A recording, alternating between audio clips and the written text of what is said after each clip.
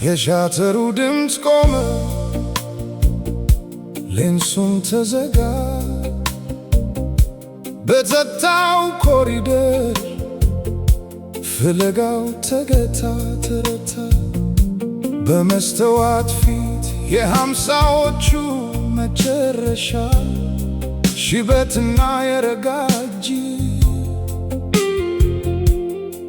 ልቡ ግን ወደ ኋላ ይከንፋል፣ ወደ ታዳጊ ወጣት በሃያዎቹ ዓመት ወደ ጉርምስና ወቅት። የአምስት ወራት የወርቅ ምሽቶች ቅመም ሳራ ነበር ስሟ።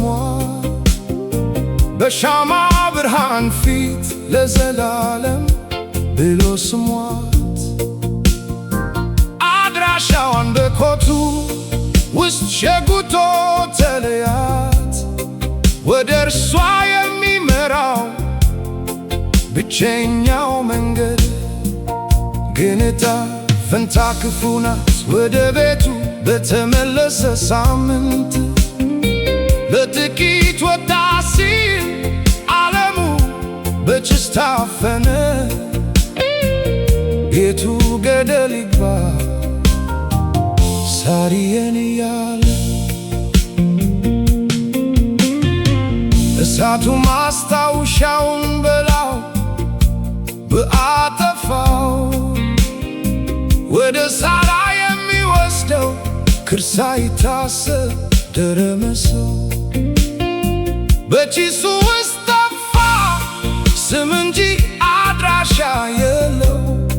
ለዓመታት የፈለጋት ያቺን ኮረዳ ወጣት ያልተነሱ ፎቶች፣ ያላየናቸው ትዕይንቶች።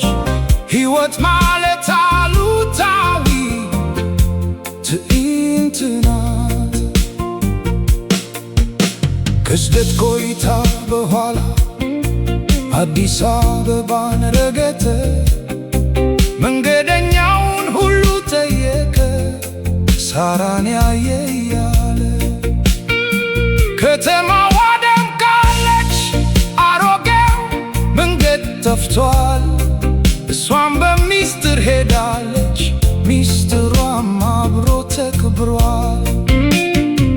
አንድ ልጅ በጥላ ውስጥ እርሱ የማያውቀው ሕይወት፣ ስሙ የማያውቀው ልጅ አለ።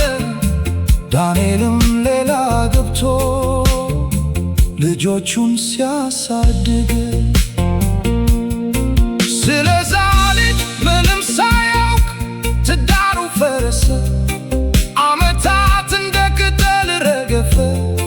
በፎቶ ማጠቢያው ክፍል ሐዘኑን ለብሶ ኖረ።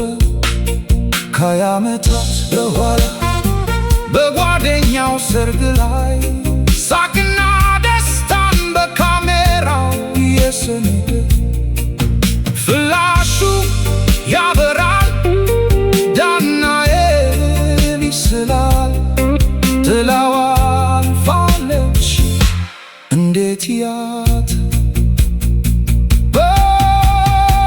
በሌሊቱ ጸጥታ ውስጥ ፊልሙን ሲያትገው በኬሚካሉ ብርሃን ጥግ ላይ ያለ ፊት አየው። ያ የፊቷ ቅርጽ፣ የዓይኖቿ ውስጥ ያለው ብርሃን ሳራ ናት ብሎ ጮኸ በድንገት በመደንገጥ።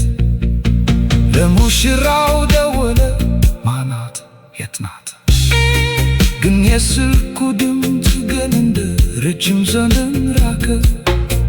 ከባሏ ጋር ነበረች ሳራ። ሙሽራው ድምፁ ዝቅ አለ፣ ግን ዳንኤል ልታውቀው የሚገባ አንድ ነገር አለ። ከሰርጉ ጥቂት ቀናት በኋላ በህመም ተለየችን።